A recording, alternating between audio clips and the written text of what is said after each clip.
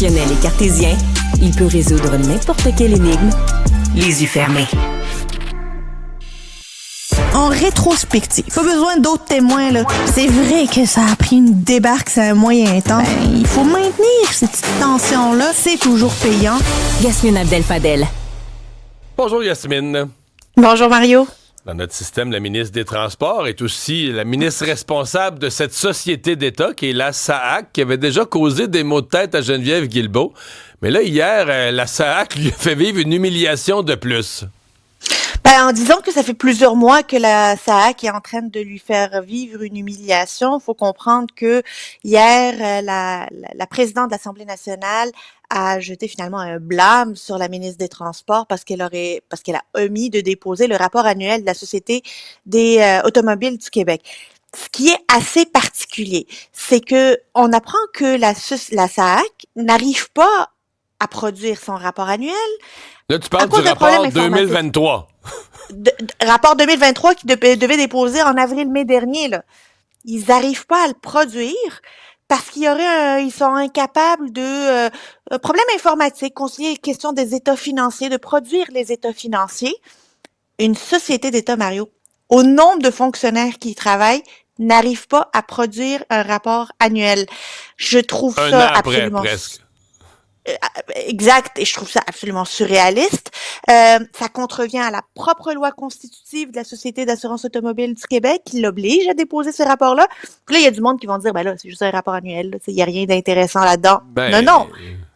C'est un rapport de gestion d'activité et c'est une obligation légale, là. Peu importe ce qu'on en pense, là, c'est une obligation légale. Non, mais Yasmine, sur l'important, je veux dire, mettons une société d'État avait fait une série de gaffes puis qu'il y avait un trou, financièrement, il s'était mis dans le trou d'un demi-milliard. Je veux dire, il faut le savoir. Faut que le Parlement le sache, il faut que l'opposition le sache. En fait, est-ce que le gouvernement lui-même, si le rapport est impossible à produire, ça veut peut-être dire que même la ministre des Transports elle-même n'a pas un portrait précis de l'année 2023 de la SAAC quand on est... En tout cas, c'est d'une médiocrité terrible. Plus que d'une médiocrité, moi j'ai l'impression qu'il y a aussi une certaine impunité. Tu sais, qu'est-ce qui arrive à la direction de la SAAC qui n'a pas réussi à produire un rapport annuel?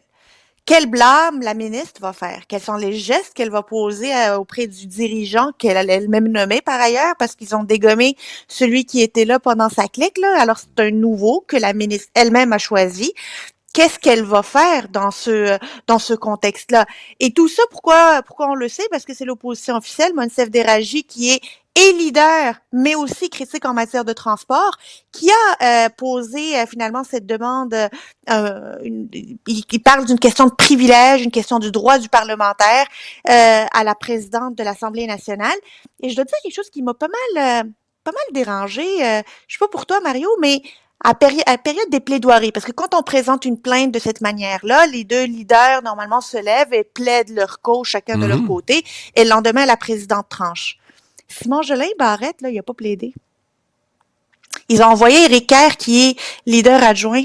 Là, tu vas pas laisser entendre que comme cette semaine, il y a eu un sondage qui met Geneviève Guilbeault quelques points devant lui comme éventuel remplaçant de François Legault, quand elle reçoit une petite mornif sur le museau, il laisse passer. C'est pas ça que tu vas laisser entendre. Mario, tu es en train de me coller quelque chose que j'ai pas dit. Tu as pas pensé non plus? Évidemment pas. Voyons donc. Bon, je voulais être sûr que tu n'y aies pas pensé non plus. Mais on me dit que un avocat, habituellement, ne plaide pas une cause perdue d'avance. Mais là-dessus... Mais là-dessus, j'avoue, comment, mettons, t'es Simon Jolin Barrette, c'est une société d'État dépose pas son rapport annuel. Qu'est-ce que t'as à dire? Comment tu défends ça? C'est ça. Parce que je l'ai écrit, on a tous les deux écrit dans différents angles là-dessus, mais moi, mon angle ce matin, c'est le gouvernement, lui, tolère pas ça des autres. Une petite PME dans une année là où son secteur d'activité économique est misérable, ils ont perdu de l'argent, ils en arrachent. Une petite PME avec 3-4 employés, puis les propriétaires ont besogné jour et nuit, puis ils ont changé de logiciel informatique, puis ça a foiré. Puis là, ils diront au ministère, on est 4 jours en retard sur notre rapport à cause de ça.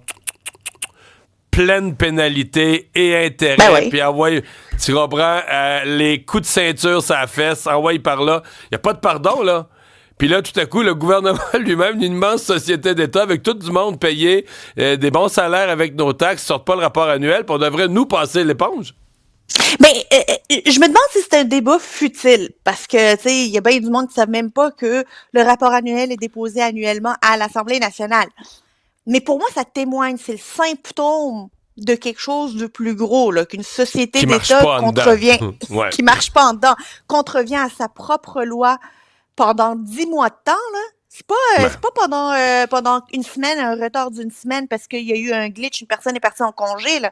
10 mois de temps, pas de son, pas d'image. Honnêtement, il y a quelque chose qui fonctionne pas à la SAC. Et il y a une autre histoire à la école Bedford, là. Cette fois-ci, c'est à l'école Saint-Maxime à Laval. Et le récit qu'on voit aujourd'hui ce matin dans la presse est vraiment inquiétant. Là, on voit que il y aurait des étudiants, ce sont des élèves qui créent finalement une présence du religieux dans les écoles. Il y a de la prière dans les salles de classe. Il y a finalement des réactions démesurées, en fait inexplicables et injustifiables et inexcusables dans tout ce qui est attrait à l'éducation, à la sexualité. Le ministre Drainville promet d'agir, notamment en renforçant la laïcité dans la loi sur l'instruction publique. Je veux bien qu'on vienne renforcer la loi, mais la loi existe déjà, est-elle appliquée? Peut-on se poser la question si nos lois sont appliquées? Parce que si ces élèves-là, ces enseignants-là contreviennent à la loi actuellement, quelles sont les mesures que l'on met sur pied pour les pénaliser, leur faire vivre les conséquences. Fait que moi, rajouter des couches à la loi, j'ai pas de problème avec ça. Mais peut-on déjà appliquer la loi actuelle? La loi actuelle permet pas les prières dans les salles de classe. T'as pas besoin d'une nouvelle loi pour qu'elle le dise. Elle le dit déjà. Comment le faire appliquer? C'est là ma crainte. Et dans cet article-là, on ne voit pas nécessairement la réaction de la direction d'école. La direction d'école, là, qui voit ça, qui voit des prières dans ces salles de classe, qui voit des élèves qui perturbent une pièce de théâtre, qui voit des enseignants parler en arabe plutôt que de parler en français, a fait quoi? Elle a pénalisé qui? Elle a suspendu qui? Elle a rencontré quels parents? Je pense qu'il y a un devoir aussi de la direction d'école de sortir et de s'expliquer. Yasmine, merci beaucoup. Bye bye. Bye bye, à demain.